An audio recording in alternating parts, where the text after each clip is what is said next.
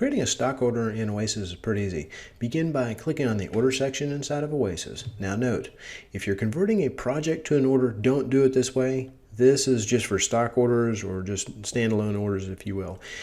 Anything else that's converting from project to an order really needs to be converted so it enables other features that aren't enabled using just a standalone order like this. What I'll do first is go to File and create a new resell order. And it's fully released. And then I just need to identify my customer. I like to identify the individual I'm working with. So what I'll do is I'll select my contractor here. I'm working with Matt Green, so all that's selected. And then I just key in the PO number, and basically this is the way the contractor would view their order. Basically my customer would view their order. So the PO number. Okay. Project name as necessary. Now again, this is just a simple stock order, so there's no purchase order name in, or no project name in here as well at all. Add in anything else that I need. The only way to explain stamp is just place stamp in here, and then lot net billing, ship together, or any other instructions that we need to give the factory as far as shipping these items together otherwise, and billing. End user PO is contractor PO. Freight type, you can add in your own local carriers here as well. Whether it's prepaid and add, and there's actually a different place to add this. This is really for how you'll end up billing your customer, and it's just kind of a flag for that. There's a little bit more as far as how the manufacturer is going to bill you here in a minute. Freight account is necessary, and I'll just copy it down to all the factories that are on here. I'm just going to have one factory on this, so it'll be a real easy purchase order. Then add anything else that you will need as far as reporting on this later, so specifiers, example search key, and then also don't forget to add in who's getting credit for this order in your company.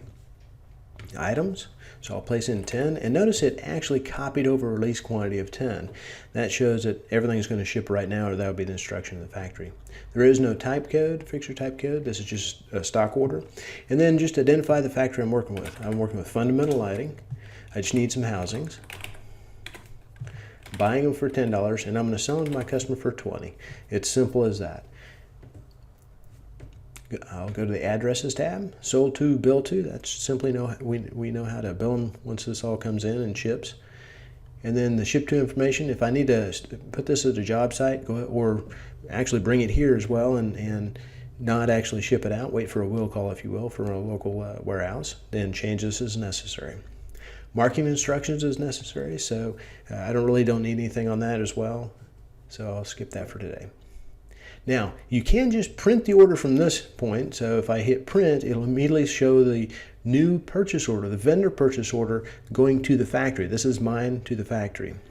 And then I have a PO that I'll invoice to my customer.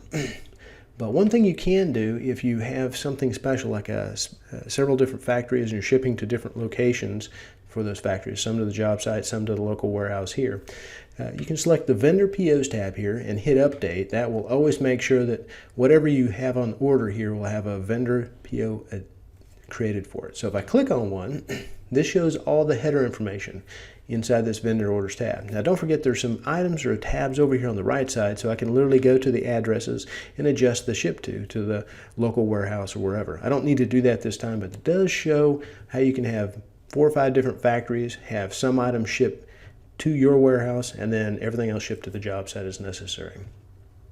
At this point I'll go ahead and print it, send message. I want to email this to my factory or the rep as the case may be. Hit OK. And it has the purchase order. Now you can set up, do a little bit of setup where it'll automatically pull in the person you're sending this to. I do not have that set up, so I'm just going to email it to myself for today.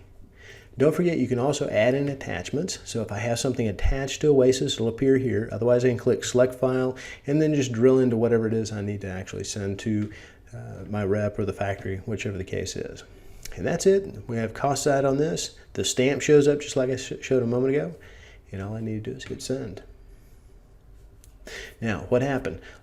Not only did it lock the order, but if I go over to the attachments tab here, and I may have to refresh because this all happens behind the scenes, but it will actually show all the different emails that I send out. Now, there are different vendor POs on here, so you may have to select on the vendor PO you want to look at if you just want to narrow the number of items that are shown over on the right-hand side here. But it does show the PO that was sent over to the factory. It also shows the email if I'd happen to tack on other items in here. It'll show that in the attachments list. And that is how you create a stock PO in